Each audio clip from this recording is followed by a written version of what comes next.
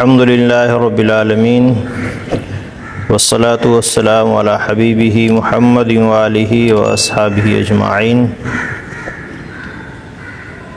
اما بعد فاعوذ باللہ من الشیطان الرجیم، بسم اللہ الرحمن الرحیم۔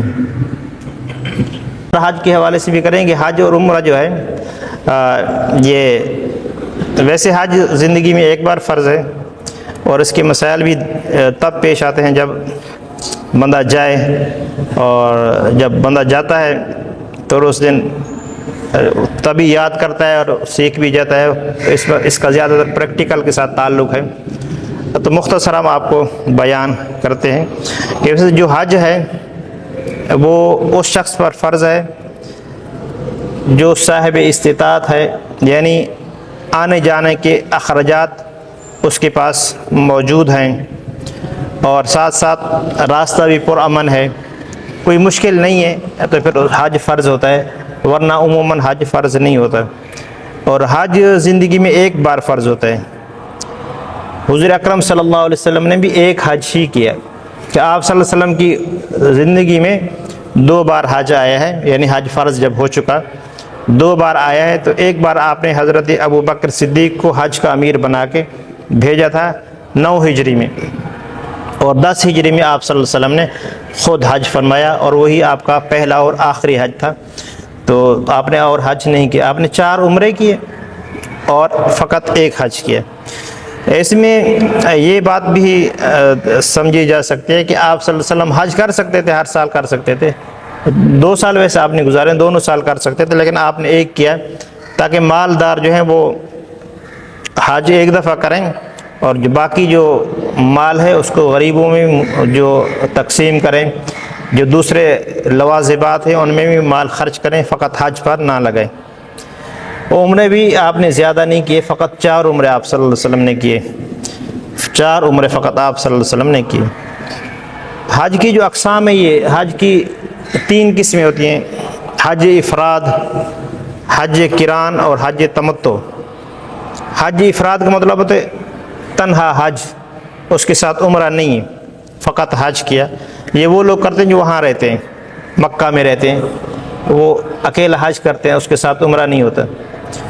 اور دوسرا حج ہوتا ہے حج قران، حج اور اس کے ساتھ عمرہ، حج اور اس کے ساتھ عمرہ، لیکن دونوں کا ایک ہی احرام۔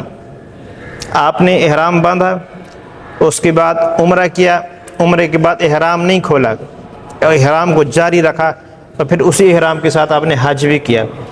حج اور عمرے کو ایک ہی احرام کے ساتھ جب کیا تو اس کو حج قران کہتے ہیں۔ قران کا مطلب ملانا، حج اور عمرہ دونوں ایک ساتھ متصل ہے، اور سب سے مشکل حج یہی ہوتا ہے۔ اور تیسرا جو حج تمتع، کہ آپ نے عمرہ کیا، عمرہ کرنے کے بعد احرام کھول دیا، پھر حج کیا۔ عموماً جو لوگ جو ہیں یہی حج کرتے ہیں۔ یہاں سے پاکستان سے جائیں، مثال کے طور پر آپ 4 ذو الحجہ کو وہاں مکہ میں پہنچ گئے، تو آپ نے عمرہ کیا، تو عمرہ کرنے کے بعد احرام کھول دیا، پھر 8 ذو الحجہ کو حج کا احرام باندھ لیا، تو آپ کا عمرہ بھی ہو گیا اور حج بھی ہو گیا۔ حضور اکرم صلی اللہ علیہ وسلم کے سے پہلے زمانہ جاہلیت میں حج کے ایام میں عمرہ ممنوع سمجھا جاتا تھا۔ تو آپ صلی اللہ علیہ وسلم نے جب حج کے لیے تشریف لائے تو آپ نے صحابہ کو فرمایا جنہوں نے عمرہ کر لیا ہے وہ احرام کھول دیں، جنہوں نے عمرہ کر لیا تو وہ احرام کھول دیں، اور پھر 8 ذو الحجہ کو حج کا احرام باندھیں گے۔ تو صحابہ حیران ہوئے اور پوچھنے لگے ایسے کیسے ہو سکتا ہے، وہ جو رسم چلی آ رہی تھی۔ تو آپ صلی اللہ علیہ وسلم نے یہی فرمایا کہ احرام کھول دو، عمرہ مکمل ہو گیا۔ آپ نے فرمایا کہ میں قربانی کے جانور لایا ہوں، تو اگر میں قربانی کے جانور نہ لاتا تو میں بھی احرام کھول دیتا۔ آپ صلی اللہ علیہ وسلم نے حج قران کیا، یعنی عمرہ کیا، اس کے بعد احرام کو جاری رکھا، پھر اسی احرام کے ساتھ آپ نے حج بھی کیا۔ لیکن صحابہ سے آپ نے حج تمتع کرایا، اور کچھ صحابہ تھے جنہوں نے آپ صلی اللہ علیہ وسلم کے ساتھ حج قران کیا۔ حضرت علی تھے، ابو موسیٰ اشعری تھے، یعنی وہ صحابہ تھے جو قربانی ایک جانور ساتھ لائے تھے، انہوں نے آپ صلی اللہ علیہ وسلم کے ساتھ حج قران کیا، باقی اکثر صحابہ نے حج تمتع کیا۔ تو دونوں طرح حج کیا جا سکتا ہے۔ عمومی لوگ یہی حج تمتع کرتے ہیں، اور حج قران کریں تو بھی صحیح ہے، لیکن وہ تھوڑا مشکل ہوتا ہے۔ اگر کوئی شخص وہاں پہنچتا ہے حج کے ایام کے قریب، پھر اس کو قران کر لینا چاہیے۔ اب 6 ذوالحجہ کو وہاں پہنچا، 8 ذوالحج سے حج کے ایام شروع ہو جاتے ہیں، 8 ذوالحج سے۔ اگر کوئی 7 کو پہنچا، 6 کو پہنچا، اگر 5 کو پہنچا، اس کی دل کرے تو قران کر لے، لیکن اس سے پہلے پہنچے یا شوال میں پہنچ جائے یا یعنی ذوالقعدہ میں، ذیقعد میں، تو پھر اس کو تمتع کر لینا چاہیے۔ بہت مشکل ہے، احرام میں مسلسل رہنا بہت مشکل ہے۔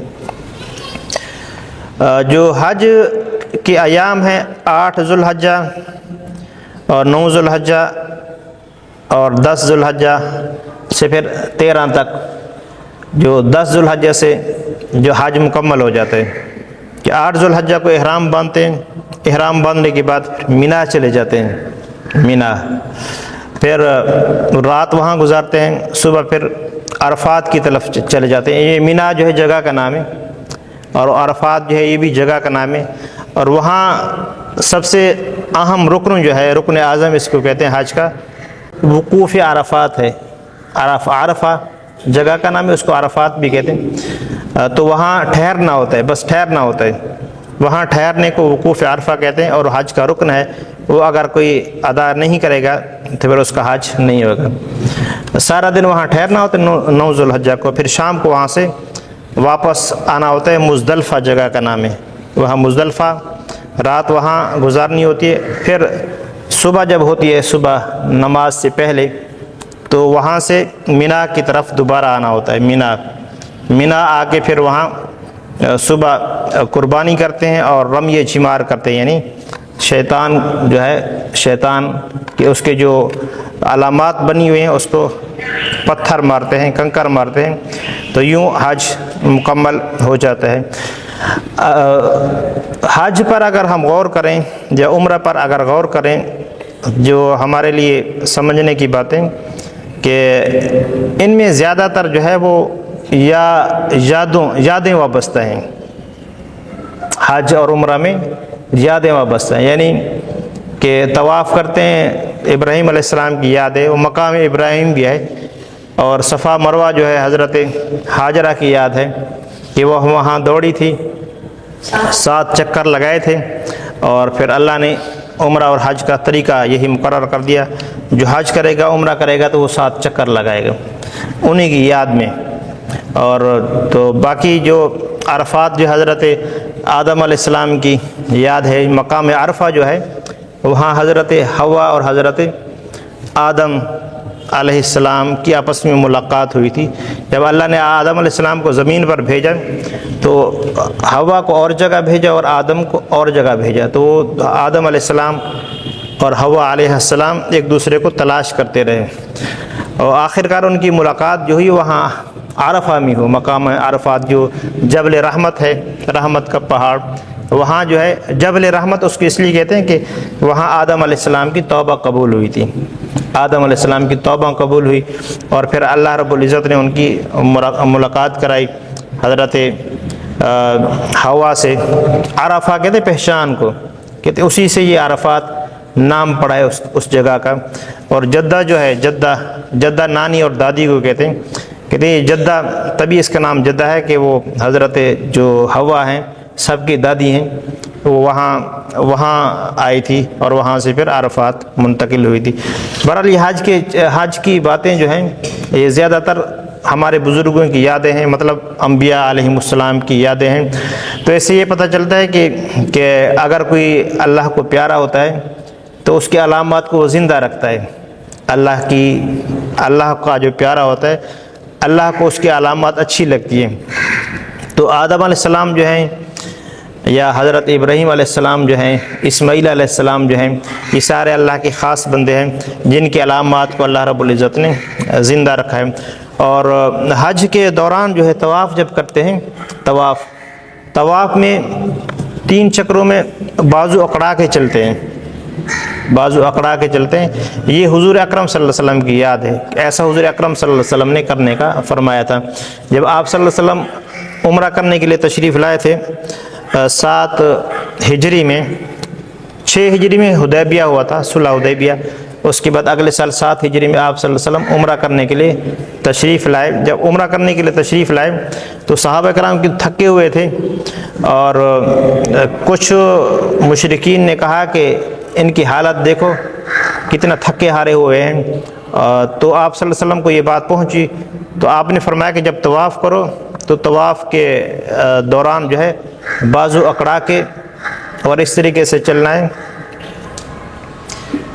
بازو اکڑا کے چلنا ہے اور اس طریقے سے چلنا ہے جس طرح پہلوان چلتے ہیں. تو صحابہ کرام نے اس طرح کا طریقہ اختیار کیا کہ وہ پہلے 4 چکروں میں 3 چکروں میں بازو اکڑا کے چل رہے تھے. تو اللہ رب العزت نے اور حضور اکرم صلی اللہ علیہ وسلم نے اسلام کا طریقہ اختیار کر دیا کہ آج بھی حاجی یا عمرہ کرنے والے چلتے ہیں تو اسی طریقے سے چلتے ہیں. چلو یہ چند باتیں تھیں حج عمرہ کے حوالے سے، جو انشاءاللہ آپ جائیں گے تو پھر ساری باتیں سیکھ جائیں گے. عمرے کا جو طریقہ ہوتا ہے، عمرے میں سب سے پہلے جو اہم باتیں ہیں، احرام ہے. احرام کا مطلب چادر نہیں ہے، وہ اس کی علامت ہے. چادریں احرام کی علامت ہے. احرام کا مطلب نیت ہے. آپ نے چادریں باندھ لی، نیت نہیں کی تو آپ محرم نہیں ہیں. ٹھیک، اس میں ہم احتیاط بتاتے ہیں کہ اگر آپ نے کہیں سے بھی عمرہ کرنے کے لیے جانا ہے تو آپ چادریں گھر سے باندھ لیں، نہا کے، بھلے نفل بھی پڑھ لیں، لیکن نیت نہ کریں. جب آپ جہاز میں بیٹھ جائیں، آپ کا جہاز اڑ جائے تو پھر نیت کر لیں. کیونکہ ایسے واقعات ہو چکے ہیں کہ بندے احرام باندھ کے جاتے ہیں، پھر ایئرپورٹ پہ یا کوئی مسئلہ ہو جاتا ہے تو آف لوڈ ہو جاتے ہیں، جن کی وجہ سے بہت شدید مشکلات ہوتی ہیں. ہمارے بھائی تھے، ان کے ساتھ ایسا ہو گیا تھا. ان کو میں نے ویسے سمجھا دیا تھا پہلے کہ آپ نے نیت نہیں کرنی. وہ ان کو چھوڑ کے آئے ہم ایئرپورٹ پہ. ابھی ہم راستے میں تھے تو فون آ گیا کہ ہمارا مسئلہ ہو گیا. پھر ہم ان کو واپس لینے گئے تھے. مطلب یہ احتیاط ہم اس کو بتاتے ہیں، یہ پریکٹیکل جو ہو چکا ہے. آپ جب بھی عمرے کے لیے جائیں تو نیت نہ کریں، احرام باندھ لیں، لیکن نیت تب کریں جب یقین ہو جائے میں چلا گیا.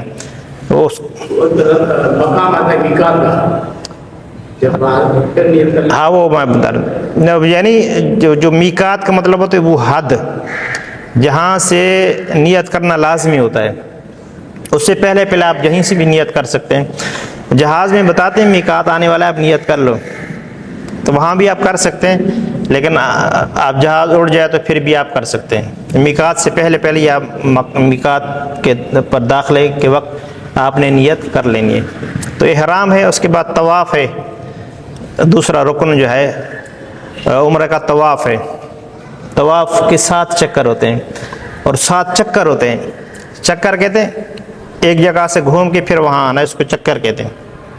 تو 7 یعنی حجر اسود جو ہے وہاں سے احرام کو طواف کو شروع کرتے ہیں.